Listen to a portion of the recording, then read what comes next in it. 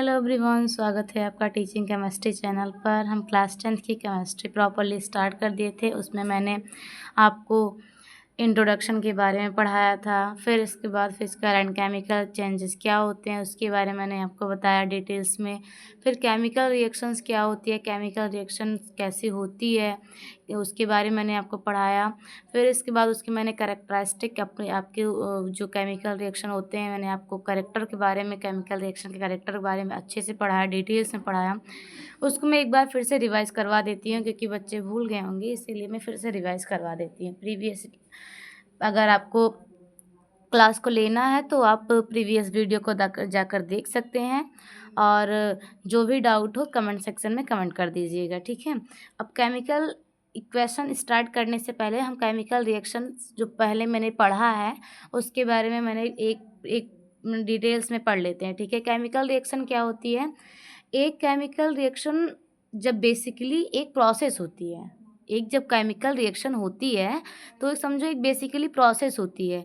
कोई इसमें प्रोसेस मतलब कोई प्रक्रिया हुई होगी एक से ज़्यादा जिसमें न्यू सब्सटेंस बनते हैं, और मैंने आपको ये बताया हुआ था कि इसमें न्यू सब्सटेंस बन रहे हैं, ठीक है। एक से ज़्यादा न्यू सब्सटेंस बनते हैं। ये जो केमिकल रिएक्शन होती है ये बेसिकली एक प्रोसेस होती है, ठीक है। और जो एक से ज़्यादा न्यू सब्सटेंस बनाते हैं, जिनकी जो प्रॉपर्टी होती है वो एकदम न्यू होती है, इनकी जो प्रॉपर्टी होती है वो एकदम न्यू होती है, ठीक है। समझ गए?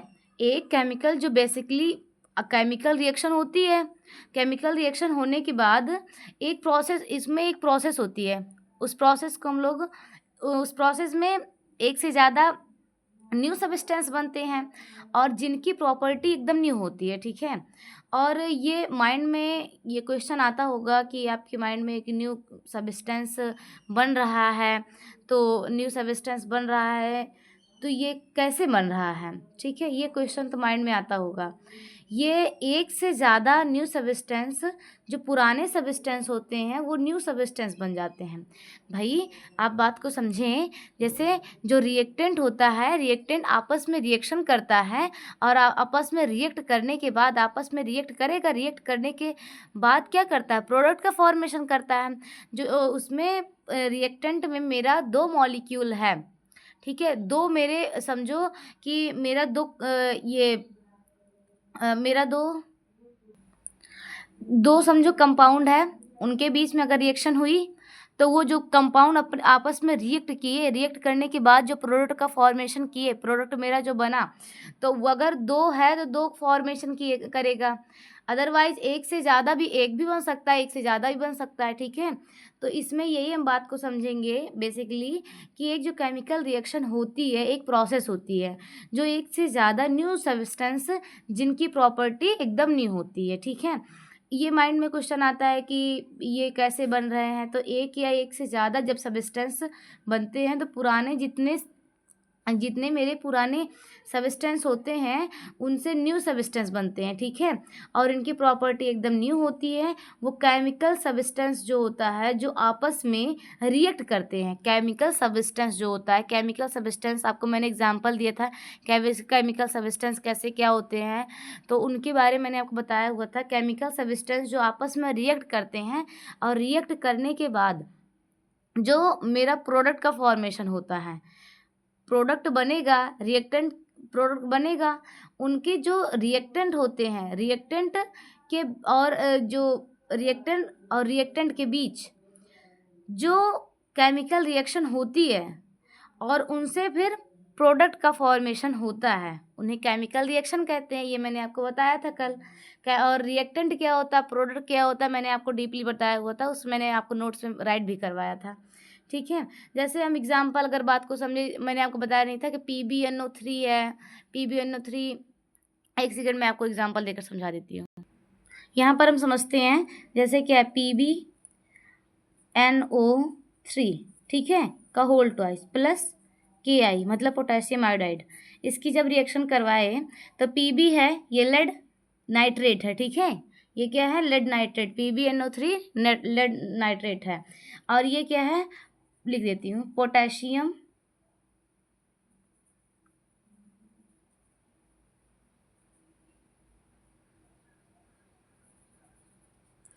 पोटेशियम आयोडाइड है, ठीक है।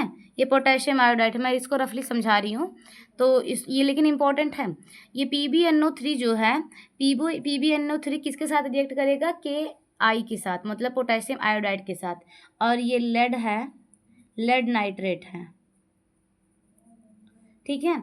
जब इसके साथ रिएक्ट किया तो रिएक्ट करने के बाद लेड आयोडाइड बनाएगा, क्या बनाएगा, क्या बनेगा, PbI2 बना है, ठीक है।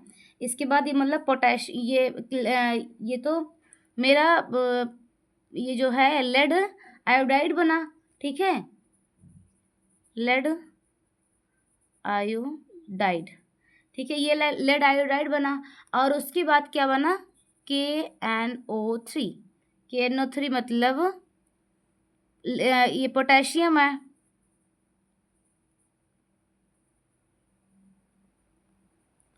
पोटेशियम नाइट्रेट, ठीक है। क्या बना, पोटेशियम नाइट्रेट बना। मतलब ये जो Pb है, Pb किसके साथ जाकर ऐड हुआ, I2 के साथ, I के साथ I2 बना, PbI2 बन गया। फिर इसके बाद मेरा K है, KNO3 का होल ट्वाइस है तो KNO3 बन गया, ठीक है। और इसमें अगर हम बात करें, ये मेरा ओल्ड सब्सटेंस था, ये ओल्ड मेरा केमिकल सब्सटेंस था, ठीक है। ये ओल्ड मेरा सब्सटेंस था, लेकिन ये जो ओल्ड सब्सटेंस था जा करके न्यू सब्सटेंस का फॉर्मेशन किया, ठीक है। समझ रहे हैं आप बात को, न्यू सब्सटेंस बने कि नहीं बने, न्यू सब्सटेंस बने। तो इसमें वही बात आपको बता रहे हैं कि इसमें जो मेरा ओल्ड सब्सटेंस से न्यू सब्सटेंस की प्रोसेस होती है, और इसमें जो केमिकल जो सब्सटेंस होते हैं आपस में रिएक्ट करते हैं, रिएक्ट करने के बाद प्रोडक्ट का फॉर्मेशन करते हैं, ठीक है। अब आपको इतनी बात समझ में आ गई होगी। अब हम कैसे समझेंगे कि ये अगर समझो कि अगर ओल्ड जो सब्सटेंस है मेरा, उसमें कोई दूसरा एलिमेंट हो और वहाँ पर जो प्रोडक्ट बना उसमें कोई दूसरा एलिमेंट हो, तो उसको हम कैसे समझेंगे कि हाँ ये इसमें यही चीज़ें थी, जो मेरा ओल्ड सब्सटेंस था यही था, लेकिन जो न्यू सब्सटेंस बना वो दूसरा हो गया। तो इसके लिए हम समझने के लिए क्या करते हैं, इसमें हम इसको देख लेते हैं। लेकिन ये तो नहीं होता है कि अगर मेरा ओल्ड सब्सटेंस है और ओल्ड सब्सटेंस ही जा कर के वही अगर ओल्ड एलिमेंट है मेरा, ओल्ड वाला है, जैसे कार्बन है तो कार्बन ही जाकर प्रोडक्ट में फॉर्मेशन करेगा, जैसे कार्बन इधर है, कार्बन भी जा कर के न्यू सब्सटेंस का फॉर्मेशन करेगा, ठीक है। हाँ, उसमें जो केमिकल रिएक्शन होगी वो चेंज हो जाएगी, ठीक है, उसमें जो बॉन्डिंग होगी वो चेंज हो जाएगी। जैसे Pb किसके साथ बॉन्ड हुआ था, NO3 के साथ, लेकिन ये Pb किसके साथ बॉन्डिंग कर लिया, I2 के साथ कर लिया ना, Pb I2 के साथ कर लिया, तो इसका मतलब वो बॉन्डिंग चेंज हो सकती है, लेकिन आपका जो ये मेरा जो एलिमेंट है वो नहीं चेंज होगा, ठीक है, एलिमेंट नहीं चेंज होता है। तो हम इस बात को समझें कि जो रिएक्शन होती है, रिएक्शन जब भी होती है तो रिएक्शन के दौरान रिएक्टेंट के जो रिएक्शन के दौरान ये जो एलिमेंट होते हैं, ये जो एलिमेंट है, एलिमेंट कम ज़्यादा हो सकते हैं, इनको हम बैलेंस करने के लिए बैलेंस करते हैं, लेकिन कम ज़्यादा हो सकते हैं। लेकिन ये हम बात को जाने कि समझे कि ये जो एलिमेंट है ये चेंज हो जाएगा, तो ये नहीं चेंज होता है, ठीक है। और उसको हम जैसे मैच करवा लें, Pb है, Pb, ठीक, Pb इधर भी है, ठीक है, Pb है, इधर P है, Pb है, NO है, मतलब अब इसमें लिख देते N, यहाँ पर O है, पोटेशियम है, आयोडाइड है मेरा, ये देखो, अभी इतना आप देखो, ठीक है। जब इतना आप देखेंगे तो उसके बाद आपको पता चलेगा। Pb है, Pb, हाँ, N है, मतलब ये नाइट्रोजन है, सही है। इसके बाद क्या है, O है, ऑक्सीजन है, हाँ है, K है, I है, ये आपको मैंने दिखाया, ठीक है। ये आपके रिएक्टेंट हैं, आपके रिएक्टेंट हैं, ठीक। अब प्रोडक्ट जो बना, Pb है, ठीक, I है, सही है, K है, हाँ K है, NO है, N है और O है। मैच करवा लो अगर कहीं और दूसरा एलिमेंट आया हो तो, नहीं आया ना, दूसरा एलिमेंट बच्चा नहीं आएगा। जो आपका रिएक्टेंट में एलिमेंट रहेगा वही आपका प्रोडक्ट में ही एलिमेंट रहेगा। ये आप बात को समझिए, ठीक है। जब रिएक्शन होती है तो जो रिएक्शन के दौरान जो रिएक्टेंट है वो जिस एलिमेंट के बने होते हैं, जिस एलिमेंट के बने होते हैं उनके जो एलिमेंट के बीच, उनके जो एलिमेंट के जो एटम होते हैं उनके रीअरेंज होते हैं, एक दूसरे के साथ क्या होते हैं, रीअरेंज होते हैं। अब इस बात को समझिए। जो रिएक्टेंट के मॉलिक्यूल होते हैं वो आपस में क्या करते हैं, आपस में रीअरेंज करते हैं, तभी जाकर प्रोडक्ट सही से बनता है। मेरा रीअरेंज हुआ, बॉन्डिंग अच्छे से हुई, उनके जब बैलेंसिंग हो गई, बॉन्डिंग मॉलिक्यूल्स की बैलेंसिंग हो गई, तो इसके बाद मतलब है वो रीअरेंज हो गए हैं, एटम एक दूसरे में रीअरेंज होते हैं। जब रिएक्शन होती है तो रिएक्शन के दौरान जो रिएक्टेंट होता है वो जिन एलिमेंट के बने होते हैं वो एलिमेंट के एटम एक दूसरे में रीअरेंज होते हैं। एक दूसरे में रीअरेंज का मतलब वो रीअरेंज हुए, उसके बाद रिएक्शन हो गई। जब रिएक्शन कभी तभी होगी जब इसमें एटम एक दूसरे एलिमेंट के जो एटम होते हैं वो एक दूसरे को रीअरेंज कर लेते हैं, ठीक है। एक दूसरे के साथ सही के साथ बॉन्डिंग बना लेते हैं। बॉन्डिंग बनने के बाद एक दूसरे के बॉन्डिंग बन जाएगी तो उनके रीअरेंज हो जाएंगे तो उनका जो प्रोडक्ट का फॉर्मेशन होगा वो कम्प्लीटली 100% सही होता है, ठीक है। अगर हम आगे चलते हैं, रिएक्शन के बाद सब्सटेंस देखने को मिलते हैं। हाँ, ये जो रिएक्शन के बाद नए नए सब्सटेंस देखने को मिलते हैं, ये जैसे हम रिएक्शन होती है तो कुछ चेंजेस होते हैं, रिएक्शन होगी तो कुछ चेंजेस होगा, ये मुझे पता होता है। रिएक्शन होती है तो कुछ चेंजेस जाकर प्रोडक्ट में होता है, तो तभी तो रिएक्शन माना जाएगा, अदरवाइज कहाँ माना जाएगा। जैसे बॉन्डिंग आपको मैंने समझाया, बॉन्डिंग समझो, NO3 है, हाँ है। अब NO3 ये है, अब NO3 इसका मतलब ये पॉली एटॉमिक है, आयन है, ये पॉली एटॉमिक आयन है, नहीं समझे, ये पॉली एटॉमिक आयन है। क्योंकि ये जो NO है, N अगर अलग होता, नाइट्रोजन अगर अलग होती तो इसको हम पॉली एटॉमिक ना बोलते, लेकिन ये जो ये O3 आकर के ऐड हो गया है, उसके साथ जुड़ा है, उसके साथ बॉन्डिंग की हुई है, तो इसका मतलब ये पॉली एटॉमिक है, ठीक है। तो इसके बाद हम जैसे इसका समझ लेते हैं, PB है, PB अब इसके किसके साथ है ये बॉन्डिंग किया हुआ है, NO3 के साथ, और होल टॉइज है, मतलब 2 बार है, ठीक है, इसका मतलब 2 बार है। तो NO3, ठीक है। अब NO3, हाँ सही है, 2 बार था, 2 मैंने लिख दिया, 2 बार में था, 2 बार लिख दिया उसको मैंने। अब इसको PB है, PB NO3 का होल ट्वाइस, तो इसमें मतलब ये जो ये एलिमेंट नहीं बन गया, अब पूरा कंपाउंड बन गया, एक कंपाउंड बन गया। कंपाउंड के बीच जब रिएक्शन होती है तो वो रिएक्टेंट आपस में रिएक्शन करने के बाद प्रोडक्ट का फॉर्मेशन करते हैं। अब हम बात को और अच्छे से डीपली चलें, थोड़ा मैं एक बार इंग्लिश में ट्रांसलेट कर देती हूँ इस चीज़ों को, जैसे एग्जाम्पल देकर समझा देती हूँ। When the zinc of the glycolides react with the dilute sulphuric acid, formation of the zinc sulfate takes place along with the evolution of hydrogen gas to form। मैंने इस चीज़ एग्जाम्पल को आपको समझाया होता प्रीवियस वीडियो में, आप देखिएगा, तो मैंने आपको समझाया हुआ था कि जो ये जिंक होती है, जिंक की जो रिएक्शन होती है वो H2SO4 के साथ होती है, तो H2SO4 क्या करता है, इसमें जाकर के रिएक्शन करता है, तो रिएक्शन करने के बाद क्या देता है, सल्फ्यूरिक जो जिंक होता है ZnSO4 बनाता है। ZnSO4 बनाने के बाद ये हाइड्रोजन गैस जो होती है उसको क्या करता है, उसका एवोल्यूशन होने लगता है, ठीक है। अब हम बात को समझ गए कि क्या होता है, जो फॉर्मेशन होती है वो कैसी होती है। आप केमिकल रिएक्शन समझ जाएँगे तो उसके बाद ही आपको समझ में आएगा कि हाँ, केमिकल रिएक्शन हुई, तो फिर केमिकल इक्वेशन समझ में आएगा, ठीक है? केमिकल इक्वेशन तभी समझ में आएगा केमिकल इक्वेशन कैसे होती है। बेसिकली 10 ही मिनट में वो केमिकल इक्वेशन अगर आप समझेंगे तो 10 ही मिनट में मैं आपको अच्छे से समझा दूँगी। थोड़ा बहुत डीपली मतलब जो मेरा बेसिक चीज़ें होती हैं वो मैं आपको डिटेल्स में बता दूँगी। और ये जो केमिकल रिएक्शन होती है, केमिकल रिएक्शन कैसे होती है मैंने आपको बताया, केमिकल रिएक्शन में कैसे क्या रिएक्टेंट होता है, क्या प्रोडक्ट होता है, इसके बारे में मैंने आपको बताया। बैलेंसिंग करना आता है इसमें, ये बैलेंस अगर वो बैलेंसिंग कब होती है, जब रिएक्टेंट और प्रोडक्ट दोनों की जो एलिमेंट होते हैं उनके बीच जो जितने भी केमिकल सब्सटेंस होते हैं वो दोनों साइड सेम होने चाहिए, उनके दोनों साइड जो साइड एटम होते हैं वो इक्वल होने चाहिए, उनकी जो संख्याएं होती है, उनके जो नंबर्स होते हैं वो सेम होने चाहिए।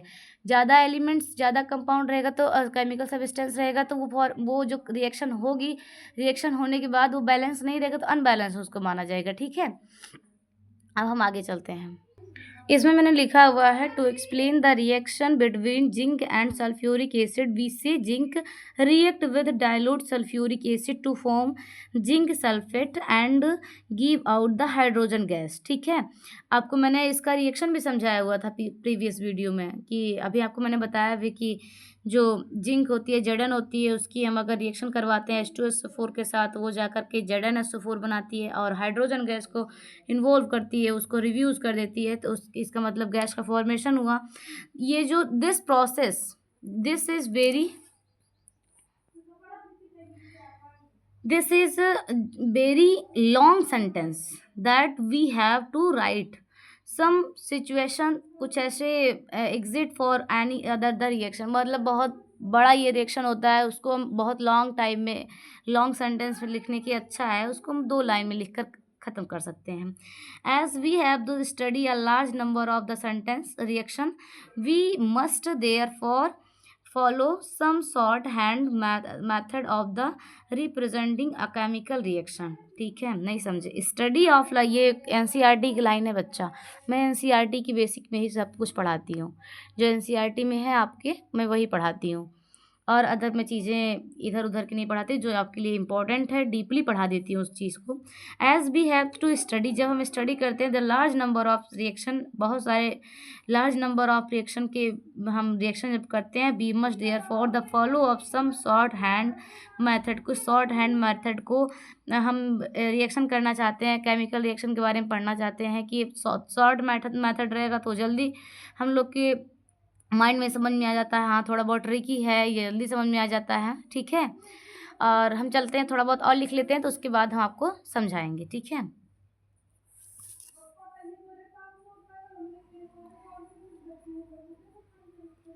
There are 2 way of representing, देखिए मैंने आपको कहाँ कहाँ क्या क्या समझाया था। केमिकल रिएक्शन, जो केमिकल इक्वेशन होती है वो 2 टाइप्स की हो सकती है, इक्वेशन समझ जाइएगा, ठीक है। वो 2 टाइप्स की हो सकती है, एक होता है वर्ड में वर्ड इक्वेशन, वर्ड इक्वेशन, और दूसरा क्या होता है केमिकल इक्वेशन। अब वर्ड इक्वेशन का मतलब क्या होता है, वर्ड इक्वेशन मीन्स क्या होता है कि ये जो रिएक्शन वो लिखी जाती है ZnSO4, Zn प्लस H2SO4, इसके सब की जब रिएक्शन लिखी जाती है तो उसको वर्ड में लिखा जाए। ये जिंक है, Zn है मतलब जिंक है, तो जिंक की रिएक्शन जब हम करवाते हैं किसके साथ, जिंक की रिएक्शन हम करवाते हैं डाइल्यूट H2SO4 के साथ। अब एग्जाम्पल समझ लेते हैं कि जिंक के साथ कैसे करवाते हैं, कैसे लिखा जाता है, वर्ड में कैसे लिखा जाता है। Zn के बाद मतलब जिंक प्लस डाइल्यूट H2 मतलब सल्फ्यूरिक एसिड, ठीक है, सल्फ्यूरिक एसिड। सल्फ्यूरिक एसिड के साथ जब हम रिएक्शन करवाएं तो जिंक सल्फेट मिला। क्या मिला? जिंक सल्फेट मिला और plus hydrogen plus gas, hydrogen gas मिली। ठीक है, हाइड्रोजन गैस, और कुछ नहीं मिलेगा। देखो Zn है, अब अरे यार तुम्हें दिख नहीं रहा, एक सेकंड रुकिए। आपको दिखा? आपको दिखा? ये क्या है? ये जिंक है।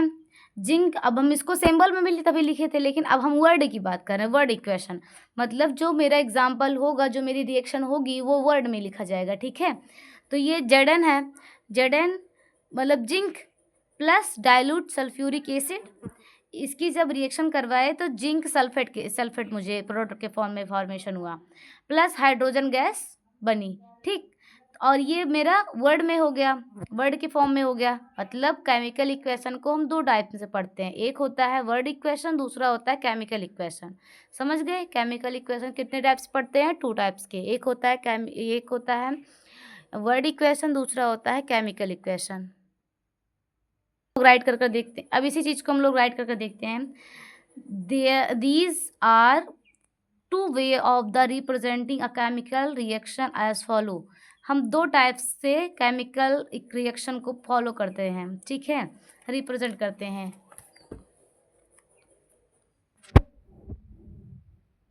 इन टर्म ऑफ वर्ड का मतलब होता है are called the word equation. ठीक है, इसमें जो एक टर्म ऑफ वर्ड जो होता है उसको हम वर्ड, अभी आपको मैंने बताया नहीं कि वो जो जिंक है उसको हम सिंबल के फॉर्म में ना लिख करके वर्ड के फॉर्म में लिखते हैं, पूरा वर्ड ही जिंक ही लिख देते हैं। जिंक लिखने के बाद उसको हम डाइल्यूट H2SO4 मतलब सल्फ्यूरिक एसिड के साथ जब रिएक्शन करवाते हैं तो जिंक सल्फेट मुझे मिलता है और हाइड्रोजन गैस मिलती है। ये मुझे आपको पता चला, ये वर्ड के फॉर्म में है।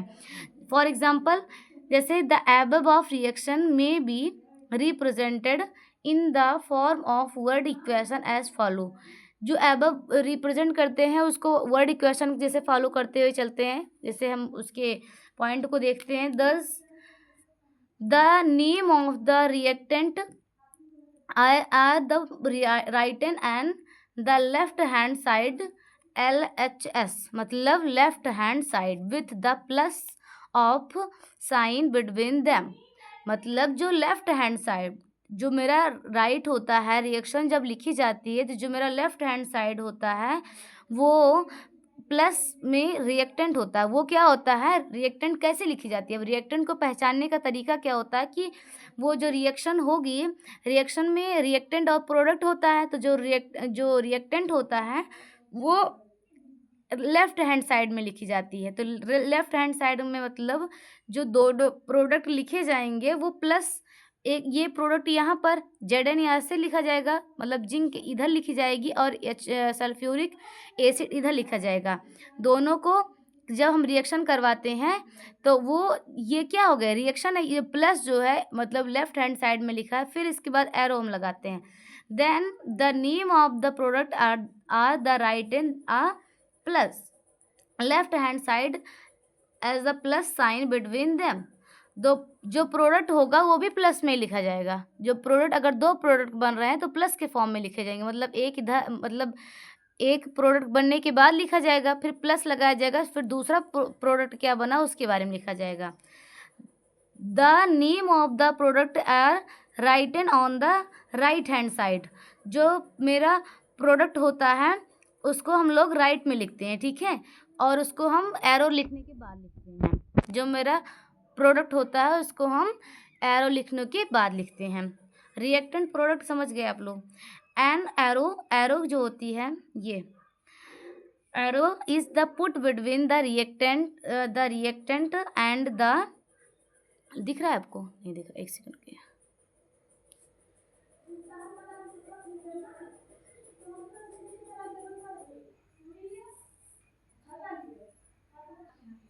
इसमें क्या, an arrow is put between the reactant and the product substance, the direction of the arrow head and from the reactant to the word product। ये जो एरो होती है put the reactant and the product होती है। Product के मतलब जब इसका जो हेड होता है वो हेड किस साइड में होता है? हेड होता है जिस साइड में एरो का डायरेक्शन होता है, और उसके बाद जो put off substance direction of the arrow, ये क्या रिप्रेजेंट करता है? ये कि जो डायरेक्शन ऑफ एरो जो है, वो एरो का जो डायरेक्शन रिएक्शन किस साइड में हो रही है, तो वो जो रिएक्शन साइड जिस साइड में हो रही है उस साइड में जाकर प्रोडक्ट का भी फॉर्मेशन हुआ। ठीक है, उसी साइड में जाकर के प्रोडक्ट का फॉर्मेशन हुआ। अब वर्ड इक्वेशन समझ गए आप लोग? बताइए, वर्ड इक्वेशन समझ गए? आगे चलें। ये मेरा क्या होता है? ये होता है मेरा हेड, और ये मेरा होता है टेल। इधर मेरा होता है रिएक्टेंट, और इधर मेरा होता है प्रोडक्ट। ठीक है,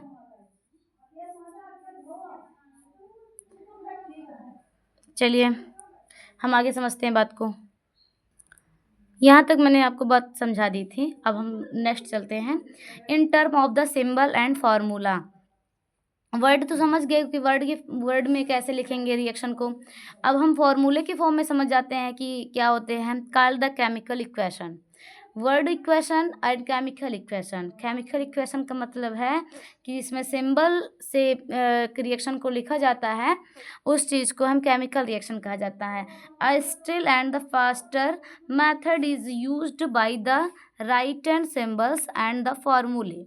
ठीक है, ये जो स्टिल फास्टर जल्दी से जो मेथड होता है रिएक्शन में, और उनके फार्मूले के थ्रू लिखा जाता है। फार्मूले लिखा जाता है तो जल्दी रिएक्शन हो जाती है। उतना बड़ा सा नहीं लिखना पड़ता है, उसकी जो फार्मूले उसके सिंबल है वही लिखने के बाद प्रोडक्ट बनता है। ठीक है, of different reactant and product in place them. ठीक है, जैसे अभी हम आपको उसमें वर्ड में लिखे थे जिंक को ZINK ये लिखे थे, बट हम इस टाइम पर क्या लिखे हैं? NC, sorry, ZINC। इसमें क्या जब इसमें ZN है तो ZN मतलब इसमें सिंबल लिखे। फॉर्मूले यही तो होता है, सिंबल मतलब उसकी जो प्रतीक होते हैं। ZN plus H2SO4 dilute H2SO4 के साथ हम सल्फ्यूरिक एसिड नहीं लिखे यहाँ पर। अब इसको हम फार्मूले के फॉर्म में लिखे। इसका सल्फ्यूरिक एसिड का फॉर्मूला यही होता है। ठीक है, H2SO4। जब ये ZnSO4 रिएक्ट किया तो ये H2SO4 के साथ जब रिएक्ट किया ZN, तो ये ZnSO4 बनाया, प्लस क्या बनाया? मेरा गैस बनाई, H2 गैस निकली। अब द शॉर्ट हैंड, ये बहुत इंपॉर्टेंट लाइन है। ठीक है, आपके लिए ये बहुत ज़्यादा इंपॉर्टेंट लाइन है ये सारी चीज़। The shorthand method of the representing a chemical reaction in term of the symbol and formulae of the different reactant and product is called the chemical equation। जो short method होता है represent करने का chemical reaction को in term of symbol ये short method होता है। अब हम उतना बड़ा सा लिखने, सल्फ्यूरिक एसिड की स्पेलिंग पूरी लिखें, ZN की स्पेलिंग, जिंक की पूरी स्पेलिंग लिखें, इससे अच्छा है कि हम शॉर्ट मेथड क्यों ना उसको चूज़ करें। तो ZN is the short method of the representing a chemical reaction in term of symbol, उसके सिंबल के थ्रू, एंड फार्मूले, अगर फार्मूले हैं तो फार्मूले के through, of the different reactant, बहुत सारे जो रिएक्टेंट डिफरेंट होते हैं, एंड प्रोडक्ट, जो प्रोडक्ट होता है उसके केमिकल इक्वेशन उसे कहा जाता है। ठीक है, केमिकल इक्वेशन कहा जाता है। फिर इसके बाद हम आगे चलते हैं।